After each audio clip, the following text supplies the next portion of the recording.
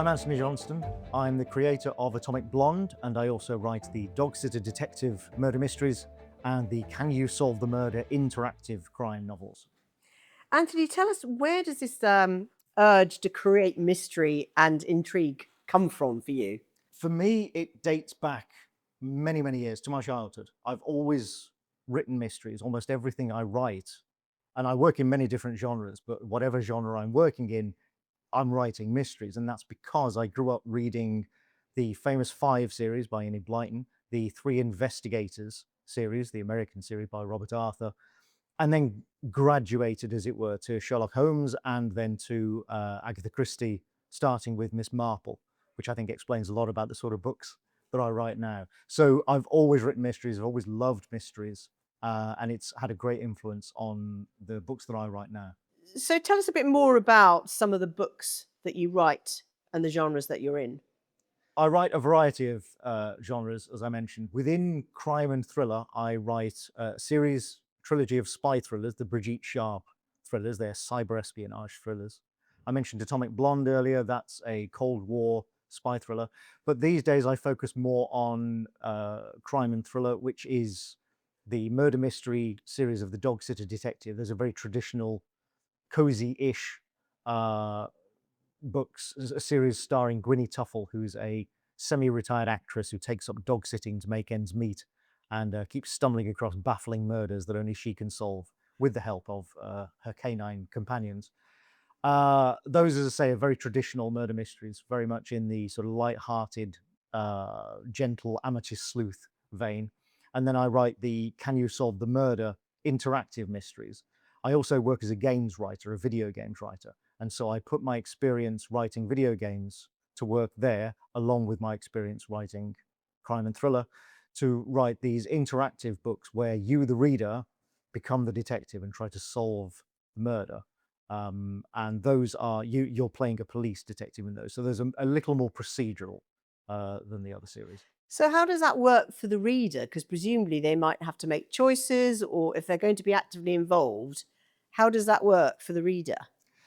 So the format for these books is, if you remember the Choose Your Own Adventure books from the 1980s, it's very similar to those, but much more complex, sophisticated, and they're aimed at adults rather than children, as those books were.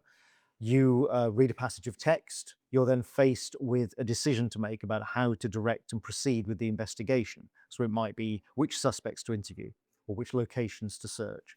And you progress through that, making decisions each time as you go. You'll turn to different parts of the book, different sections according to the choices you make. And then you're encouraged to make notes of clues that you find along the way. There are red herrings as well, of course. And I use a system called clue numbers where you write down sort of little codes, which the book then checks whether you have later on to direct you along different paths in the what we call a branching narrative of the book. As an author, I mean, often as an author, you often don't really hear much from readers about what they think. But with those books, do you get much response from readers about, how they sort of cope with what you set out for them?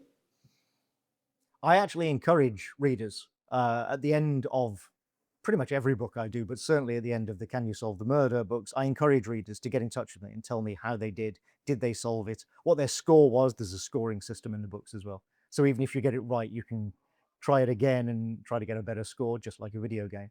And so, yeah, I always encourage readers to get in touch and tell me if they enjoyed the books, how well they did with those books, and just generally tell me what they think. So, what's coming up for you? What can readers and look forward to? So at the moment, I'm writing the fifth Dog Sitter Detective book, and I have the second Can You Solve the Murder book is about to come out as we're filming this.